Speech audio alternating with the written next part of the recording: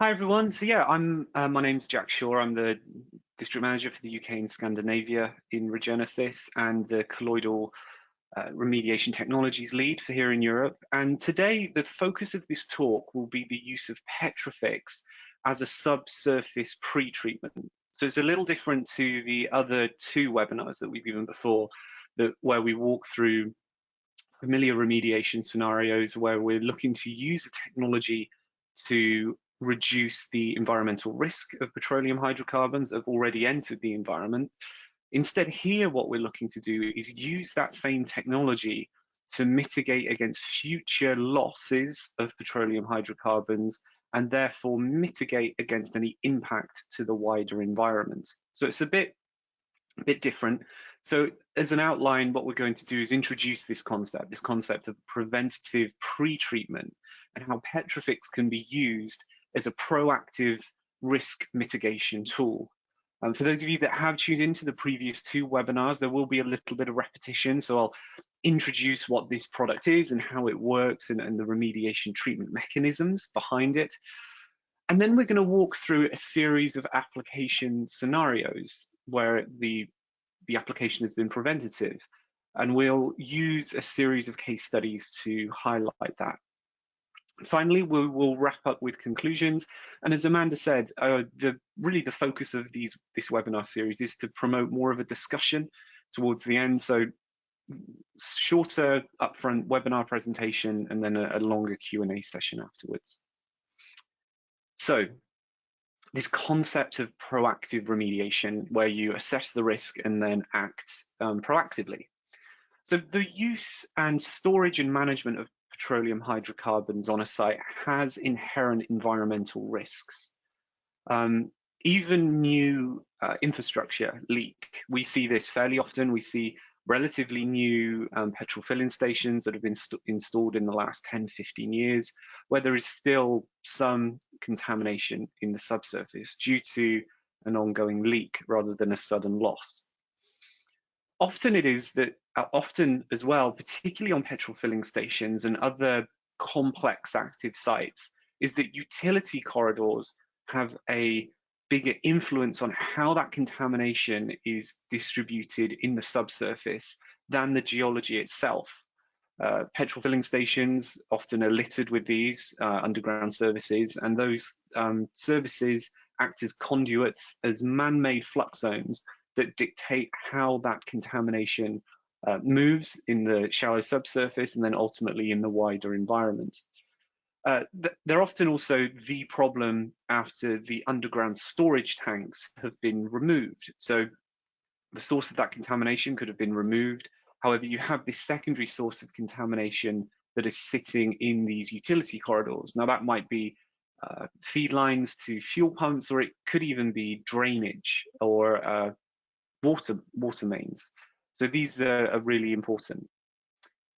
Often the proactive risk management when it comes to preventing petroleum hydrocarbons being released into the wider environment focuses on preventing surface migration. So the initial spill hits some hard standing, for example, or in this case, this was a site that we did 3 or 4 years ago. It was a fuel filling site for the railway. What you can see here is what they've done is installed a large drip tray across the rail tracks to stop that spill of any spills migrating into the subsurface. But there has been nothing done to the underground infrastructure to halt that percolation. The reason why that is not often done is that it is expensive and it is disruptive on a site. Often, particularly if you're dealing with an active site, you're probably going to have to shut it down.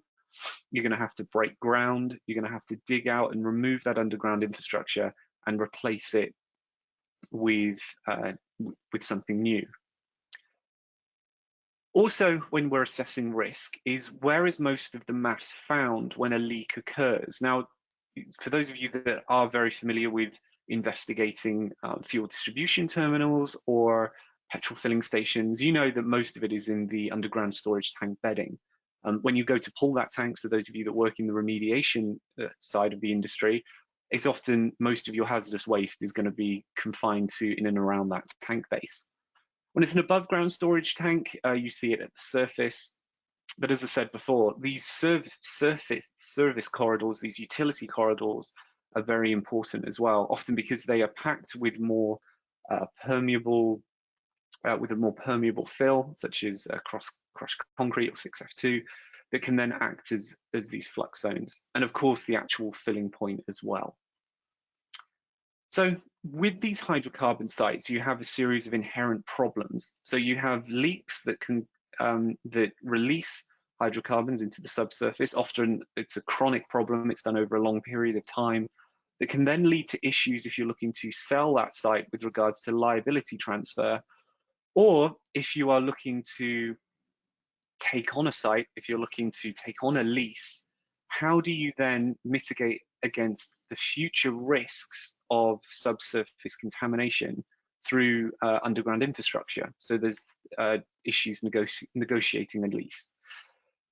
There's then the risk that we're all familiar with, that this diesel or oil enters the groundwater, and then as soon as it hits that groundwater, it can in some cases move off site, and as soon as it moves off site and you're impacting third parties, then the liabilities increase significantly, as does the cleanup cost. We covered that quite extensively in the injectable PRB webinar that we did 2 weeks ago. And ultimately, the sum of this is that the cleanup costs using traditional spill response techniques is particularly challenging if that site is commercially active. However, we have this technology, PetroFix, that has been designed to be used as a remediation tool, after the fact, after that contamination has been released into the subsurface. But it is a technology that instantly reduces the risk and spread of pollution, and it avoids environmental liability. And one of the key differences of PetroFix versus other injectable technologies is once it's in the subsurface, it's effectively always active for decades. The property of activated carbon to absorb contamination is always going to be there. It's not like injecting an electron acceptor to promote biodegradation, so to promote the release of oxygen into the subsurface, where you have this finite release of oxygen that will eventually be exhausted. And it's not like a chemical oxidant where you inject it into the subsurface and you have a really short residency time for that chemical oxidation reaction to occur.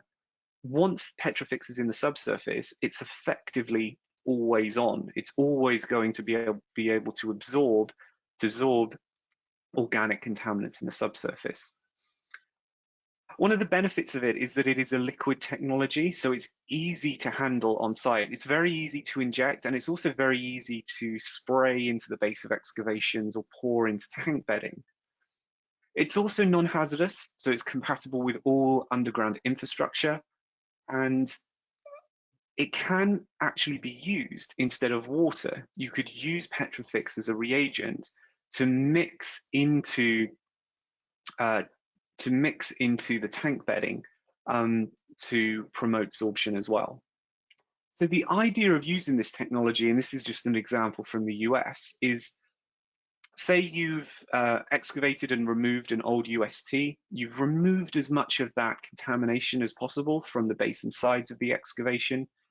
That UST can then, before you then put that UST into the ground, you can spray PetroFix across the sides and base of that excavation, put the new underground storage tank in situ, install it in situ, and what you'll have done is created a protective layer around the outside of your underground storage tank. So any future leaks of contamination will, to a degree, be captured by the PetroFix to stop the spread of contamination and ultimately reduce the risk. So PetroFix as a technology, what it is, PetroFix is a finely milled granular activated carbon that we have milled down to 1 to 2 microns. So that's the size of a bacterium, and that's smaller than a pore throat. We've milled it down to 1 to 2 microns, and we've covered it in a dispersive polymer to get it to move and behave like a colloid. So blood is a colloid, Wine is a colloid. It flows very freely in the aquifer matrix. So you can see here it's just being added to water and it's been agitated and you get this colloidal suspension. So it looks like a black ink. The second part of the product that you can see being added now is the electron acceptor mix. So this comprises nitrates and sulfates. And with this electron acceptor mix, you kickstart the anaerobic biological degradation of petroleum hydrocarbons in situ. Now, it's a useful technology, but it does have its limitations. So it's not something that can stop surface migration. So this isn't something you'd spray onto the surface and stop free-phase hydrocarbons going across the site. You need a boom to do that. You need some sort of absorbent pads to do that. What it also can't do is it can't immediately stop free-phase contamination. Now, if free-phase contamination does hit PetroFix, it doesn't mean that the PetroFix itself is broken. It doesn't mean that it can't then dissolve phase contamination. It's just going to take a while for that biodegradation to catch up to clean off those sorption sites so it can absorb more contamination. It's very easy to use, as I said, and it's also non-hazardous. So unlike some oxidants out there, you don't have an issue with it being hazardous. In terms of the remediation process, so you mix PetroFix typically about 5:1 to 7:1 with water. It depends on the geology. We in Regenesis can help you with that as to how you should dilute it. You can then spray it, inject it, mix it into the subsurface. So you can coat the subsurface, your subsurface fill, your 6F2, your type 1, with carbon. So you can coat the outside of that backfill with carbon, greatly increasing the surface area and the absorption capacity of that backfill. So as it's been mixed into that backfill, it will absorb any contamination that's in the dissolved phase or purged water, and it will stop back diffusion of contamination migrating into the backfill from that untreated ground as well. So immediately, you've always got something that is always on, will always absorb that contamination. The second step is that it will optimize biological degradation. So that second part, that electron acceptor mix, that comprises nitrates and sulfates. The idea is when you inject that into the ground, there's a consortia of microbes that will utilize nitrates and sulfates as electron acceptors to help break down petroleum hydrocarbons in situ. If you're interested in this, but you missed the last webinar, this is to do with syntrophic bioremediation, doing this under anaerobic conditions, and then reintroducing nitrates and sulfates. More information can be found in the previous webinar on this. Culminated together, so you've got that absorption and you've got that biological degradation. When you inject PetroFix into the subsurface, you immediately absorb those petroleum hydrocarbons, so they're stuck to the PetroFix matrix. With the addition of nitrates and sulfates, you then stimulate anaerobic biological degradation, and these microbes will then clean off those absorption sites on the PetroFix itself. So contamination was there, the microbes break it down, and then there's more absorption sites that have been cleaned off on the PetroFix matrix to allow further contamination to then absorb onto the PetroFix. You get stimulated biological degradation, cleaning off of those absorption sites, and then around and around you go. So you create this self-cleaning filter in the subsurface, or in your tank bedding, or in your utilities corridors, or around your UST. So we looked at this to see if PetroFix really could be used as a pre-treatment. So we had this hypothesis that you have this reagent that is always on in the subsurface. You spray it into the base of an excavation or along utility corridors, and you immediately create a mass that can absorb petroleum hydrocarbons. But can that treatment then stop the percolation of contamination if you have a leak, say at a junction in a fuel line, for example? So we tested this hypothesis. So we had two soil columns. So to give you an idea, there's no scale on this, but these columns, they are about 60 centimeters, okay, from top to bottom. You had a control, so the control is here, and then you had the column that we were impacting with PetroFix. We had two columns. We set this up as an experiment. They were filled. The fill that you can see there is non-compressed gravels, essentially. So what we were looking to do was simulate like a subbase under a tank or a subbase under a tarmac surface to see the effect that dosing PetroFix into those sorts of uncompacted substrates has on the percolation of contamination.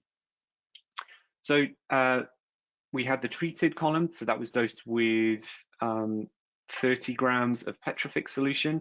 That was just applied to the top, so we've not mixed. So what you can see here is not mixing. PetroFix was just applied to the top of that soil column, and then what they've done is they've added water to and allowed that to percolate through the subbase to simulate rainfall, essentially. So you get percolation, and you can see that the PetroFix just under gravity has migrated some 40 centimeters from the top of that column to the base. And then once that was in situ, once the PetroFix had been applied, they then dosed both of those columns with about 3 grams of diesel to simulate a spill. So sorry, 2.6 grams of diesel was then added to each column. They then continued to flush water through those columns, again to stimulate rainfall. You can see that this was done up to 15 pore volumes across those two columns. So immediately, so the blue line is the control, immediately that diesel migrated through that column and eluted out the other end. So I'll just stop here. So you can see down here, you have the taps. So when I say eluted, water migrates through those soil columns, comes out, and then a sample is taken. So that was how the experiment was set up. So immediately it was eluted out the other end, and concentrations of the water that was percolating through that control column constantly had concentrations between 200 and 900 micrograms per liter of these orange organics. The PetroFix column, however, you had no detection. So less than 50 micrograms per liter was recovered from that second column, even after 15 pore volumes had been injected through the subsurface.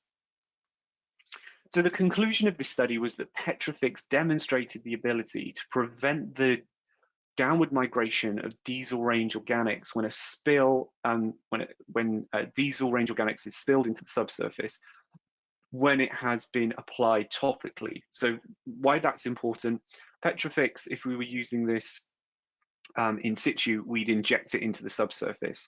Here, what they wanted to do is see if just spraying it on the top of some granular backfill, would that be enough to stop that downward migration? This is written up in much more detail. Indeed, if you're looking for more detail on syntrophic bioremediation or general frequently asked questions, it can all be found on our website under PetroFix technical information. If you scroll down, the technical bulletin where this experiment has been written up is called Ground Protection Demonstration. There's much more information there. So yeah, that's where you can find that. So how about where has this been used as a topical application? So one of the first sites where PetroFix was deployed in this manner was at a chemical manufacturing site in Germany. Now, this is a very big facility, and this facility is dealing with a diffuse petroleum hydrocarbon plume that actually isn't driving a risk to controlled waters or human health due to the industrial nature of the site, but what they were looking to do here was install a new utility corridor across that site. So they were going to excavate out a trench to just below the groundwater level, install a series of pipes, and then backfill with granular material and move on. So the remedial strategy here was limited. The contamination that was in situ in the natural strata was not posing a risk to human health or controlled waters. So they really just had to deal with arisings and any dewatering that they were doing. So excavating out the soil, treating that physically, and then any dewatering that was done, they would then have to filter and remove the dissolved phase hydrocarbons. However, here there was a perceived risk. So there was a risk of rebound, and that's always true with any excavation, really. You excavate out the contamination. Are we going to see rebound in contaminant concentration levels? They knew that they weren't going to be removing all 100% of that contamination across the plume. It wouldn't be economical to do so. So it was likely that the clean backfill that they would put around that tank, around those pipe beddings, would become contaminated. But the thing they were most concerned about was mobilization.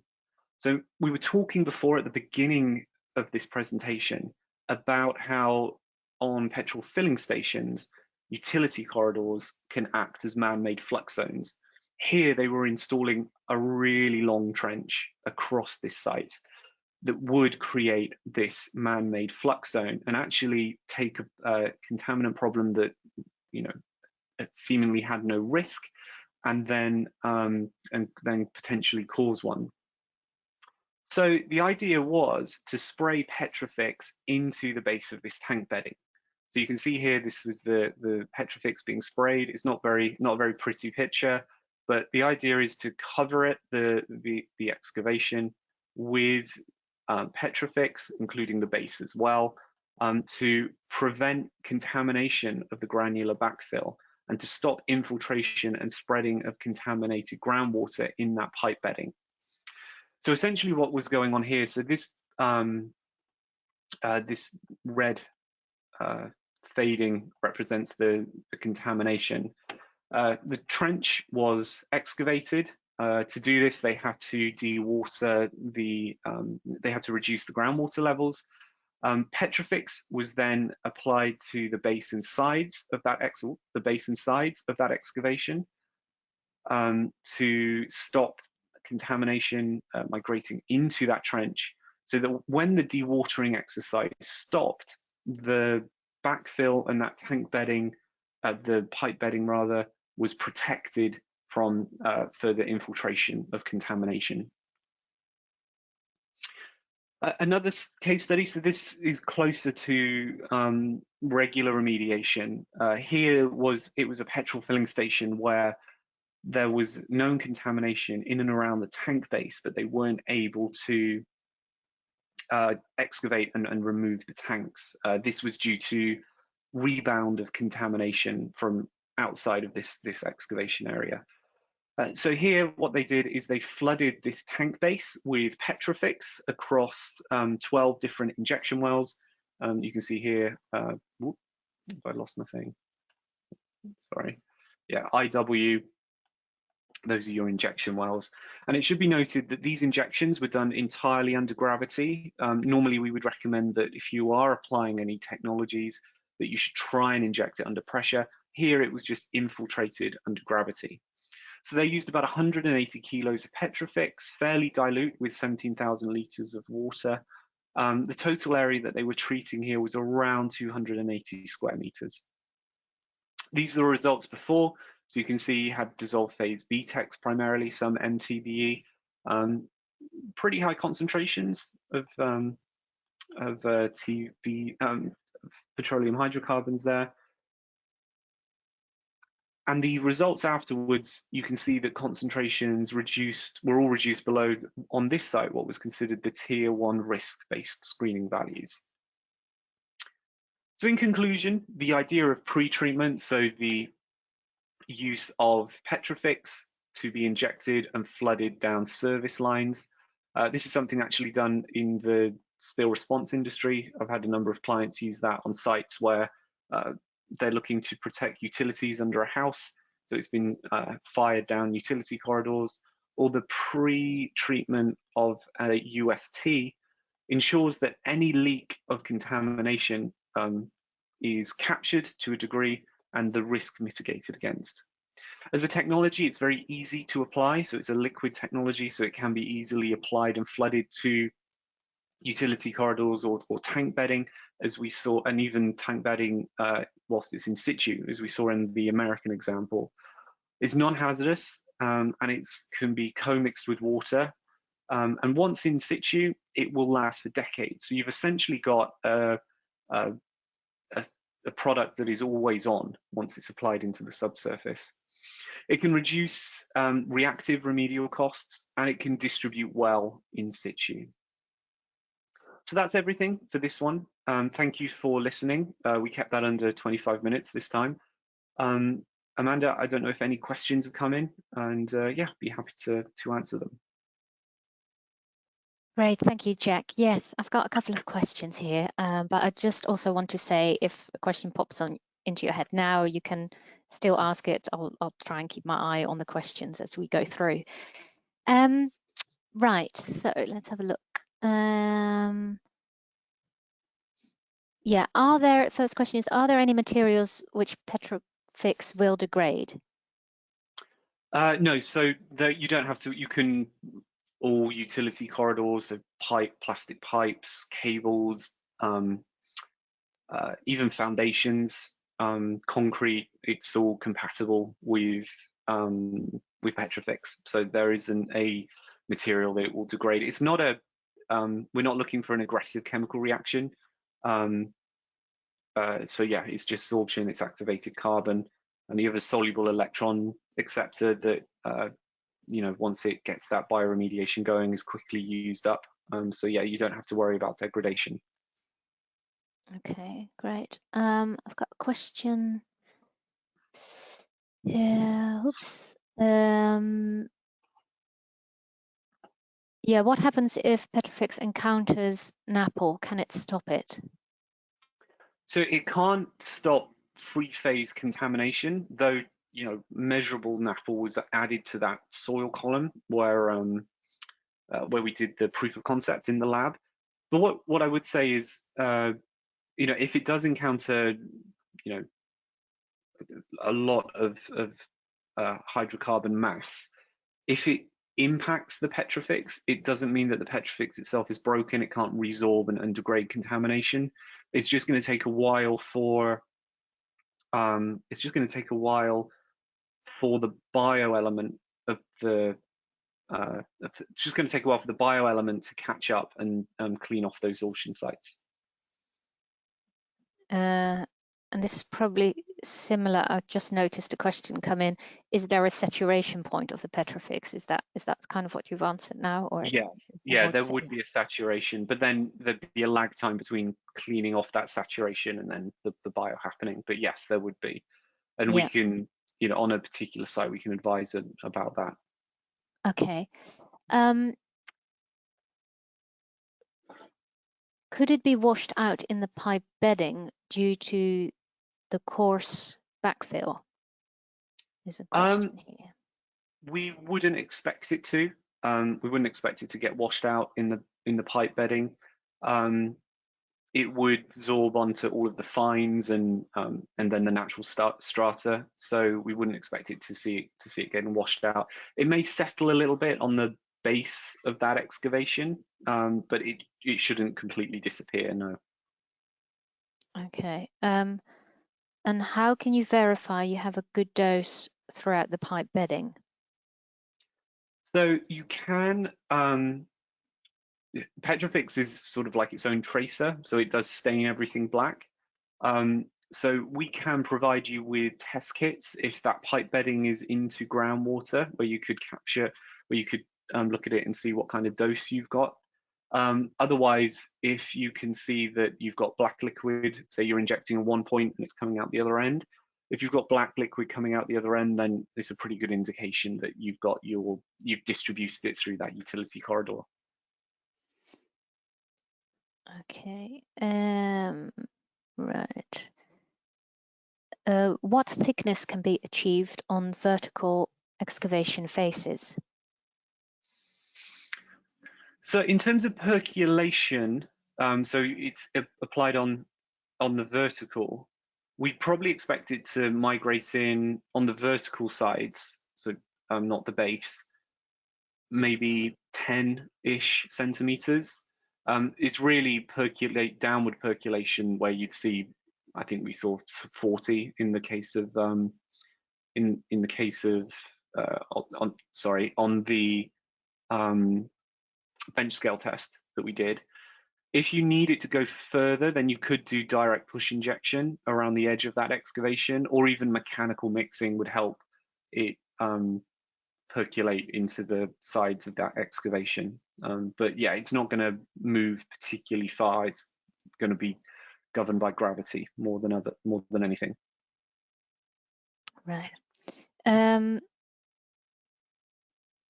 Yeah, this is a similar question. Is this likely to work in service corridors with free-phase contamination?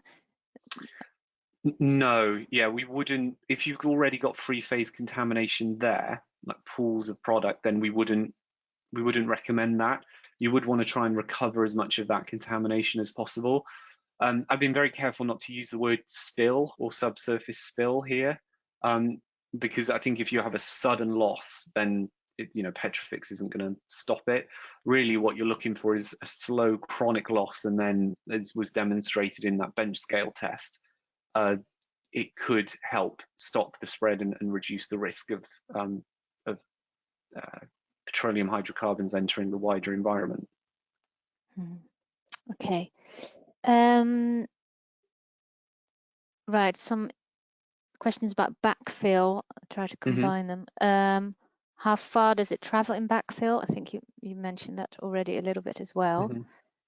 And then if mixing it with backfill, what would be better, the 6F2 or type 1? Okay, so for the Europe, anyone from continental Europe or beyond, that's a British standard. So 6F2 is kind of crushed concrete, quite coarse material. Type 1, you have more fines in it, and it's used. I think it's used for different sub base. It's a long time ago since I had to think about that. Type 1 probably would be better because there's going to be more fines there, so there's a bigger surface area for the PetroFix to coat, whereas 6F2 from memory might be the other way around. So sorry if it's the other way around and people are screaming at me. 6F2 is more coarse. It would still work, but the more fines, the better, essentially. So type 1, which I think from memory has more fines in it, would be a better substrate for the use of PetroFix. Okay. Right, another question here. What is the lifetime of effective adsorption, and beyond which would there be a release of TPH? Sorry, I'm not reading it out very well. So the absorption will go on for decades, and it's essentially always on, and eventually in close to 100 years time, the PetroFix would essentially become composted and will just increase the FOC of the soil or the backfill that it's been sprayed on. So it is effectively always on. The stress test would be interesting. I'm not quite sure at what point this would max out, but I'll see if that work has been done, and I'll get back to you on that. Okay. And then we have, can the PetroFix change the normal groundwater flow locally? Or can it change the groundwater flow? Full stop. Yeah. No, so PetroFix, all we're doing with PetroFix is putting a 2-micron layer of activated carbon in either the subbase or the tank bedding, or if we're using this in an in situ remediation approach into the aquifer. So PetroFix doesn't and won't impact the permeability of anything, be it man-made backfill or the natural strata in the subsurface. And then another question here. How long can you leave a pit open after PetroFix has been sprayed across it? You probably ideally want to backfill that pit as quickly as possible, but I don't think that there's a good technical reason why we would want you to do it on a certain time frame. So you could leave it open, for a few weeks, I suppose, but there's not many sites where you would leave a pit open for that long. So I'd say, if it has to be open for a day or so, then that's completely fine. So yeah, I don't think there's any hard and fast rules as to when that backfill needs to happen. Right. I think we answered that.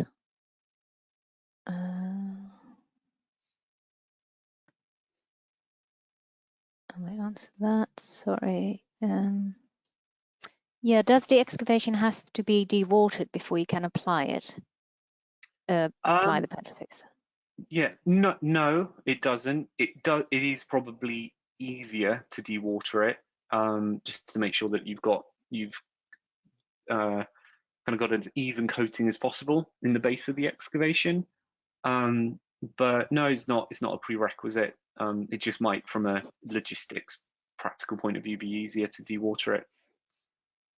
Okay. Let me see. There's quite a few more that have come in. I don't know if I've got time for everything. Are there certain hydrocarbons which work best with PetroFix? Yeah, the ones that absorb better to carbon, the ones that have more affinity to carbon, will absorb um, much more readily. In terms of product, it's sort of six of one and half a dozen of the other, really. You know, if you've got, say, gasoline range, TPH doesn't absorb as well as, say, diesel, for example, but it's easier to biodegrade the gasoline, so the bio is quicker. So there are some. If you're thinking of just absorption, it's the ones that have a higher affinity to carbon. But there isn't, for example, there isn't a hydrocarbon product where I'd say no, you can't use PetroFix here. You know, it works well on all of them. Okay, great. How quickly can you mobilize with the PetroFix spray? So in terms of getting the product to you, if you're within the UK and Scandinavia, we can get it to you within days.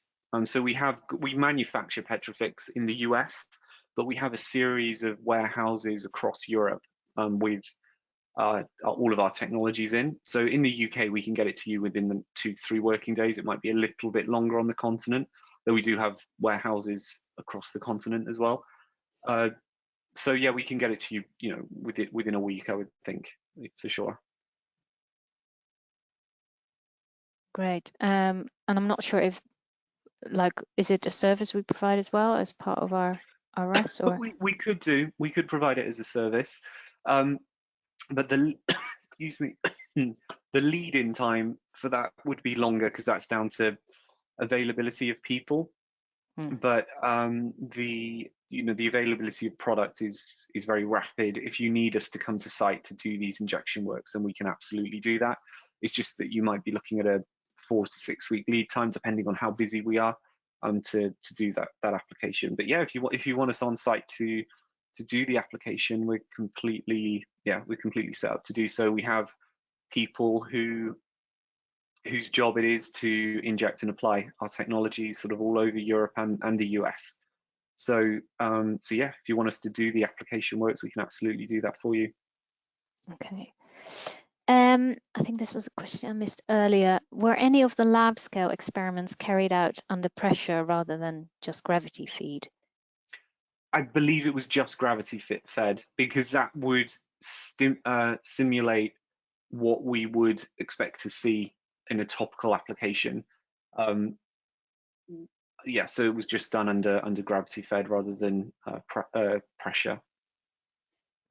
Okay. Yeah, and then a final question for people who know and maybe have used a product, PlumeStop, on their sites. What's the difference between PetroFix and PlumeStop? So PetroFix is sort of an evolution of PlumeStop is the best way to think of it. So PlumeStop is developed to treat low dissolved phase concentrations of chlorinated solvents in particular, but you can use it to treat petroleum hydrocarbons as well. What we found though is that petroleum hydrocarbon plumes tend to have higher, where you're looking to treat it, petroleum hydrocarbon plumes, even on the distal end of the plume, tends to have much higher concentrations than, say, you would get with a chlorinated solvent. So we developed PetroFix with a higher carbon content, so that it can absorb and deal with much higher levels of petroleum hydrocarbons in situ. So I'd actually reach for this technology where you have concentrations around you know, 15-ish to 30-ish milligrams per liter TPH, so quite near solubility. It can deal with those levels. Plume stop, it's much lower for petroleum hydrocarbons. What we do now really is use plume stop primarily on chlorinated solvent sites and PFAS impacted sites. The difference as well is that PetroFix has this electron acceptor sulfate blend that has been introduced into it, that can promote the degradation of petroleum hydrocarbons in situ, whereas plume stop doesn't have that electron acceptor blend in situ. So yeah, that's they're the main differences. Okay.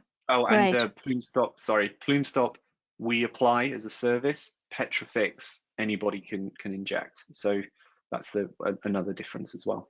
Yeah, that's a good thing to mention Yep. as well. Great.